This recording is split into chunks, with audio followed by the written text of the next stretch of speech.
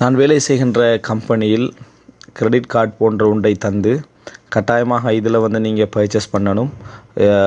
அதே நேரம் உங்கள் சேலரி அதாவது டிபாசிட் பண்ணப்படுற நேரத்தில் இதில் நாங்கள் என்ன செய்வோம், அதை வந்து அதாவது டிஸ்கவுண்ட் பண்ணிக்கொள்வோம், கழிச்சுக்கொள்வோம் அப்படின்னு சொல்லி சொல்கிறாங்க. அப்போ இது கூடுமா அப்படின்னு கேட்குறாங்க.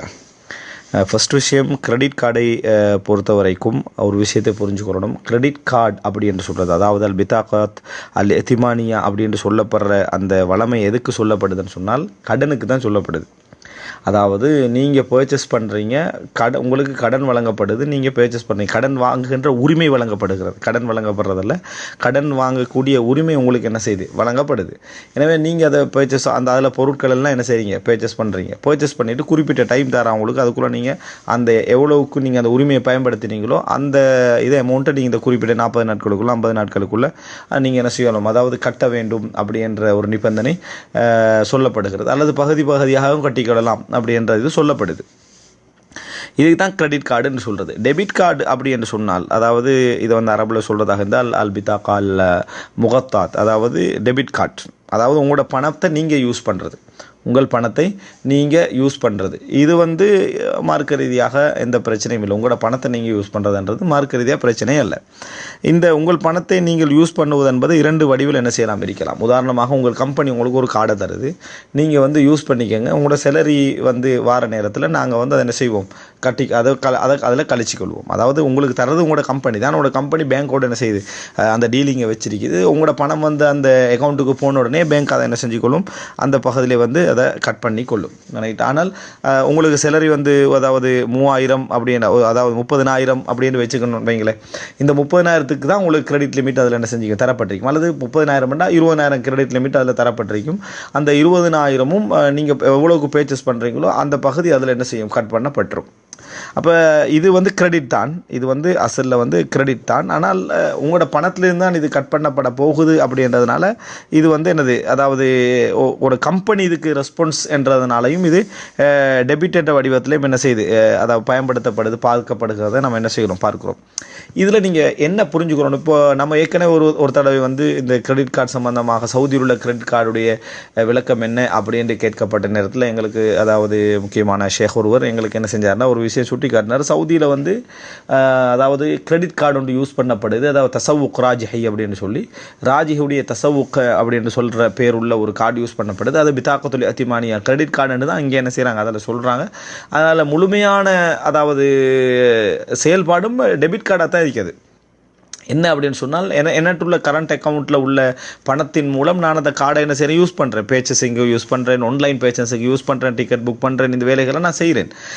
அதுபோல் அதுக்கு டிஸ்கவுண்ட்டுகள் வழங்கப்படுகிறது, கிஃப்ட்ஸ் வழங்கப்படுது. ஆனால் டோட்டலாக ஏண்ட பணம் தான் அது. மேலதிகமாக 1% எனக்கு என்ன செய்யலை, அதை எடுக்க முடியாது. ஏண்ட பணத்தை நான் யூஸ் பண்ணுறேன். ஆனால் அதுக்கு பேர் வந்து கிரெடிட் கார்டு. அதுக்கு பேர் வந்து கிரெடிட் கார்டு என்னது, அல் பித்தாகா கைருல் முகத்தா அப்படின்றது அல்லது அல் பித்தாகா அல் முகத்தா ஆனால் அல் எத்திமானியா, அதாவது கிரெடிட் கார்டு அப்படின்ற பேர் அதுக்கு வழங்கப்படுது. ஆனால் அவருடைய நடைமுறையை பார்த்தா டெபிட் கார்டுடைய நடைமுறை டோட்டலாக ஏண்ட பணத்தை ஏண்ட கரண்ட் அக்கௌண்ட்லேருந்து தான் நான் எல்லாத்தையும் என்ன செய்யணும், அதுக்கு யூஸ் பண்ணுறேன். ஆனால் கிரெடிட் கார்டுடைய அந்த அதாவது ரேஞ்ச் அதுக்கு வழங்கப்பட்டிருக்கு. அப்படின்னா என்ன அப்படின்னு சொன்னால், இந்த ஆன்லைன் பர்ச்சேசிங்க்கு இது போன்றவைகளுக்கான அந்த நடைமுறை ஒரு கிரெடிட் கார்டுக்குள்ளே, அதாவது கார்டுக்குள்ள ஃபெசிலிட்டி, அதனுடைய ஃபீச்சர்ஸ்கள் அதுக்கு வழங்கப்பட்டிருக்குது. ஆனால் அது கிரெடிட் கார்டு அல்ல, டெபிட் கார்டு. கிரெடிட் கார்டுகளுக்குரிய தன்மை அதுக்கு வழங்கப்பட்டிருக்குது என்றதை அவர் என்ன செஞ்சார், அதை வந்து சுட்டி காட்டினார். ஸோ இந்த மாதிரி அமைப்பில் இருக்கக்கூடியதாக இருந்தால் மார்க்க ரீதியாக எந்த பிழையும் இல்லை. ஏன்னா நான் என்ன பணத்தை என்ன செய்கிறேன், நான் யூஸ் பண்ணுறேன். இப்போ நீங்கள் கேட்டிருக்கக்கூடிய அந்த கேள்வி எப்படி இருக்குது அப்படின்னு சொன்னால் அதுதான். என்னன்னு சொன்னால், உங்களுடைய லிமிட் வந்து உங்களுக்கு அக்கௌண்ட்டில் வந்து உங்களோட கடைசி நாளில் வந்து உங்களோட பணம் போடப்படும். அந்த பணத்துக்குள்ள லிமிட் தான் உங்களுக்கு என்ன செஞ்சு தரப்பட்டிருக்குது. அதுக்கு மேலதிகமாக நீங்கள் 1% எடுக்கவும் முடியாது. அதே நேரத்தில் உங்களோட பணம் நீங்கள் போடப்படக்கூடிய சேலரி வந்து கட் பண்ணப்பட்ட பின்னால் தான் நீங்கள் என்ன செய்யலாம், எடுக்கலாம்னா இது வந்து கிட்டத்தட்ட கிரெடிட் என்ற அமைப்பில் இருந்தாலும் ஒரு டெபிட் கார்டுன்றதுக்குள்ளே தான் என்ன செய்து வருது. ஏன்னா உங்களுக்கு கட் பண்ணிவிட்டு தான் உங்களுக்கு கையில் பணமே என்ன செய்ய போகுது, வரப்போகுது. அப்போ நிச்சயமாக அந்த இடத்துல வந்து அது வந்து ஒரு டெபிட் கார்டுடைய அமைப்பில் நீங்கள் பயன்படுத்தி கொள்ளலாம். அதில் மார்க்க ரீதியாக பிழை இல்லை. ஆனால் கிரெடிட் கார்டு ஏன் நம்ம கூடாது அப்படின்னு சொல்கிறோம்னால் அதில் பல காரணங்கள். அதில் மிக முக்கியமான காரணம் அங்கே வட்டிக்கு அதில் என்ன செய்கிறோம், ஒத்துக்கொள்கிறோம் என்றது முதலாவது காரணம். இரண்டாவது பிரதானமான காரணம் என்னென்னு சொன்னால், வட்டிக்கு ஒத்துக்கொள்வது மட்டுமல்ல, பேங்க்குக்கும் அந்த கம்பெனிக்கும் மத்தியில் நடக்கக்கூடிய அந்த கிரெடிட் கார்டை வந்து அந்த மெஷினை வந்து அதாவது எடுத்து அந்த எக்ரிமெண்ட்டை பண்ணியிருக்கக்கூடிய அந்த கம்பெனி, நாங்கள் எங்கெல்லாம் பர்ச்சேஸ் பண்ணுறோமோ அந்த கம்பெனிகளுக்கும் இடையில் நடக்கக்கூடிய வட்டி தொடர்பாடலுக்கு முழுமையாக நாங்கள் தான் காரணம். இந்த பேங்க்கில் இருந்து அதாவது பேங்க்குக்கு என்ன செய்கிறாங்கன்னா, இந்த கம்பெனிஸ் எல்லாம் வந்து 2.5லேருந்து 7.5 வரைக்கும் கட்டுறாங்களாம். அப்போ அந்த மாதிரியான அந்த வட்டிக்கு இவர்கள் தான் நாங்கள் தான் நடுவில் காரணமாக இருக்கிறோம். அதாவது பேங்க் வந்து அந்த நாங்கள் எடுக்கக்கூடிய கடன் எல்லாத்தையும் பேங்க் உடனே அன்றைக்கு நாளோ அடுத்த நாளோ அது அவங்களுக்கு வரவு வச்சிருது, அந்த கம்பெனிக்கு என்ன செஞ்சது வரவு வச்சிருது. அப்போ இப்படி வேகமாக வரவு வைப்பதனால பேங்க் என்ன செய்யுதுன்னா 2.5 நீங்கள் எங்களுக்கு பே பண்ணணும்னு சொல்லி அவங்கள்ட்ட வட்டி எடுக்குது. அதாவது கிட்டத்தட்ட 1 கோடியை கொடுத்துட்டு 1 கோடி 2.5 லட்சத்தை என்ன செஞ்சிருது எடுத்துருது.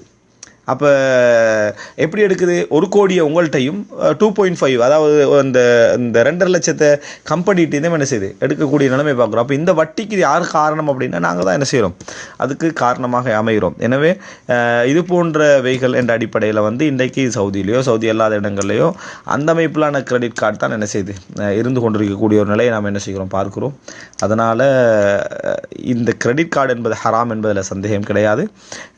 டெபிட் கார்டு வடிவத்தில் இருக்குமாக இருந்தால், அது கிரெடிட் கார்டு என்ற பெயரில் இருந்தாலும் சரி, எந்த வடிவத்தில் இருந்தாலும் சரி, அது மார்க்கத்தில் அனுமதிக்கப்பட்ட ஒரு விஷயம்தான்.